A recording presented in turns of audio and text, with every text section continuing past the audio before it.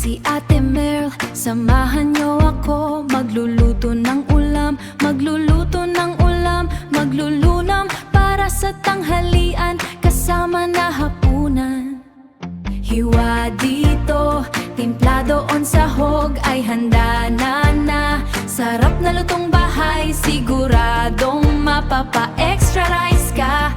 Adobo, sinigang, paksiw, gulay o kaya prito. Iba't ibang putahe, laging bago. Apalangan ang kamay, saya naman dito. Luto at kain, todo go.